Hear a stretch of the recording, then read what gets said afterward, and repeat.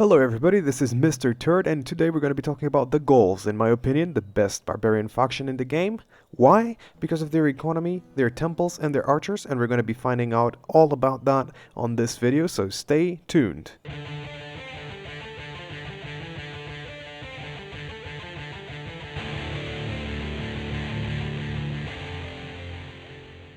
Welcome to the campaign map as Gaul. Let's take a look at their starting position. They start with 7 settlements, 3 tier 1s, 4 tier 2s. So that means that in the tier 1s you're going to be having between 1300 and 1400 people. On the tier 2s you're going to be having around 25 to 3500 people. So they have a decently large empire right in the beginning with towns in northern Italy, towns in Gaul, towns in Iberia. Quite spread, but quite nice. You'll see why next. And of course they have Patavium that has quite a bunch of farming potential right here, making 1100 denarii per turn just from the farming alone. So then we start with 5000 denarii, we start making 2500 denarii, and if you put everybody on very high tax rate, no one will be revolting, and you're going to be making about 4500 denarii per turn. Yes, indeed. You have access to 2 ports right off the gates in Patavium and in Numantia, I mean.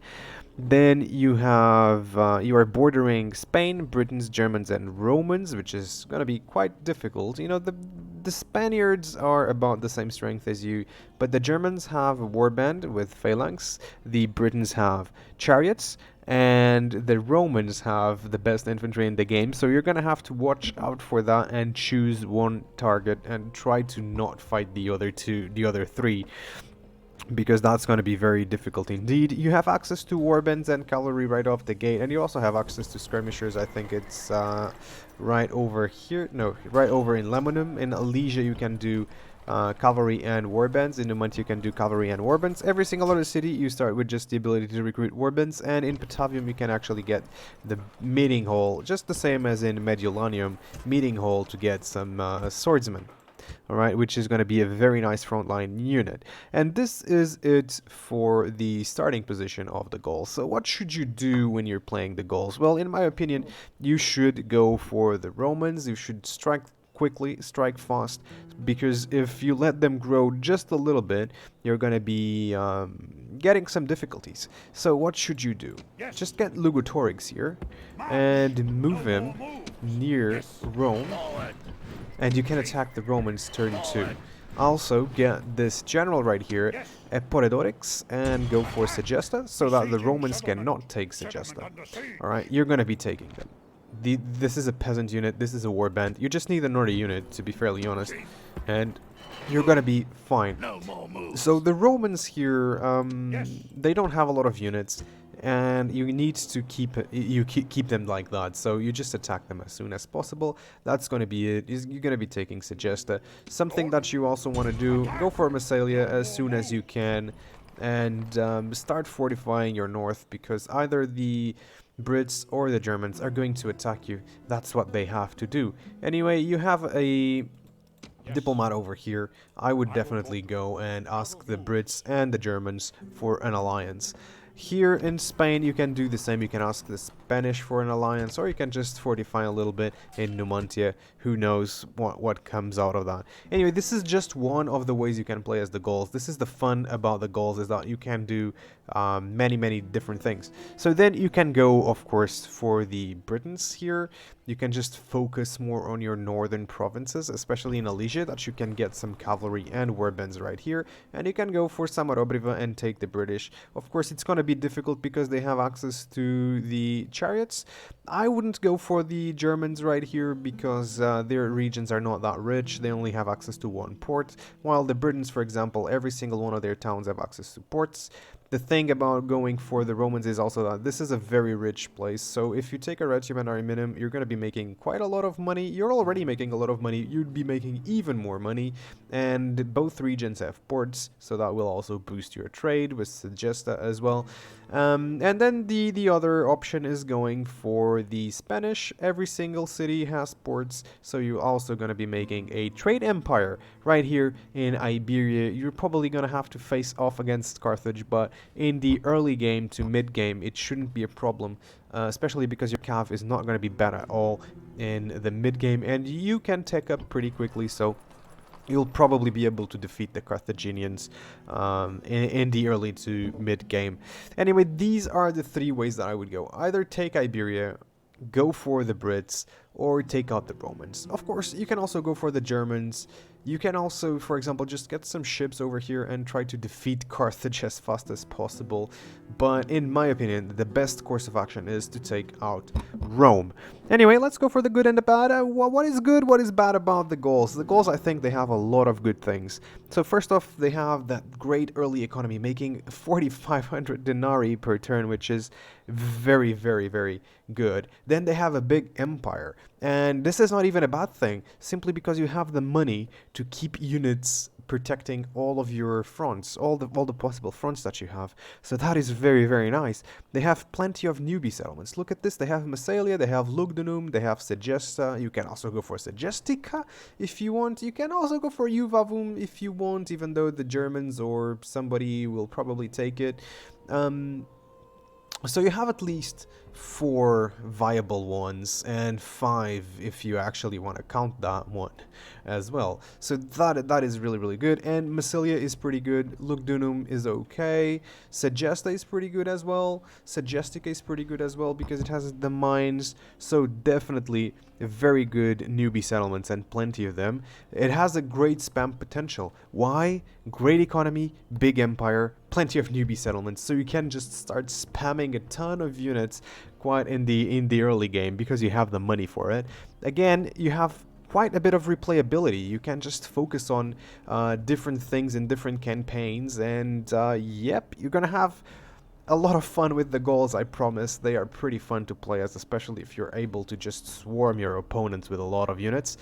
They have, believe it or not, a law temple. This is the first barbarian faction we find with a law temple. Let's take a look at their temples now. And they have 4 types of temples right here.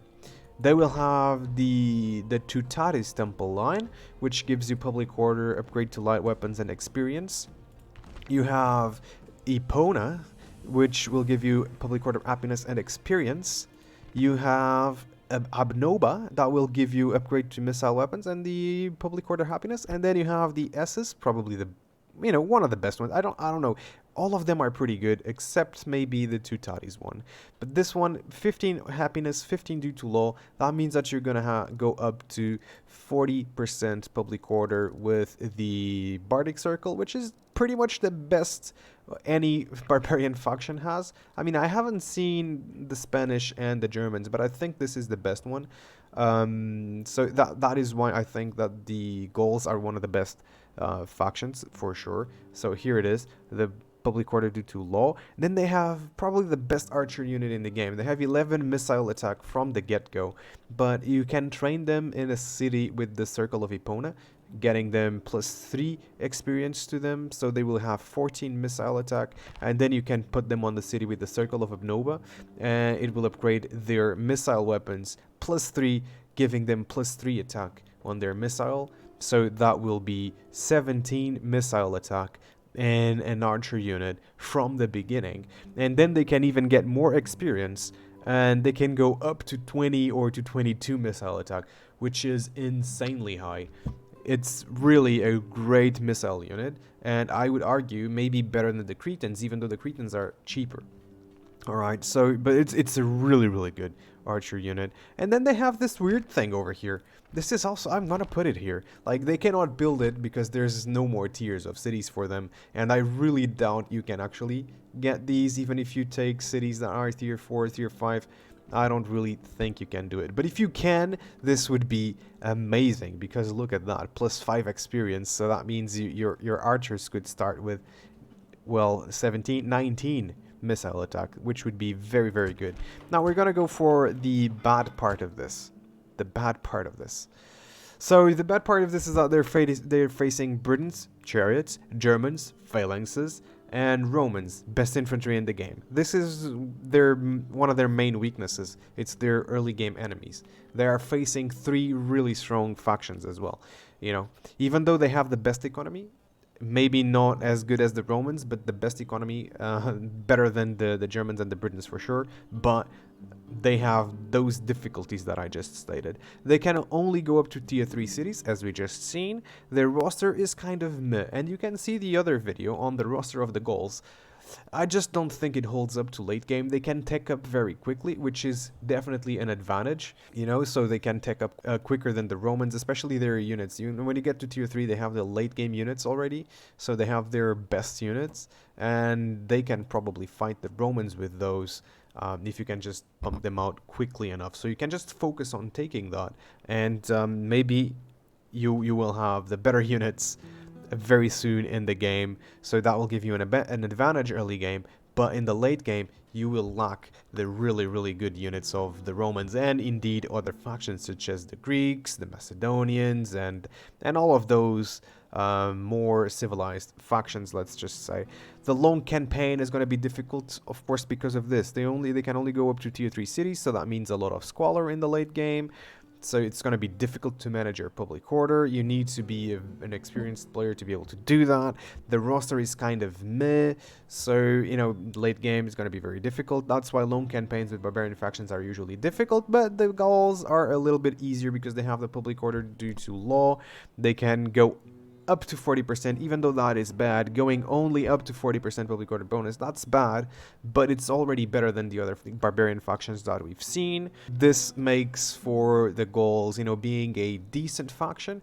Even if you go into long campaigns, they might actually be able to have some, you know, reasonable success if you're able to control your public order, especially because there's a lot of regions right here.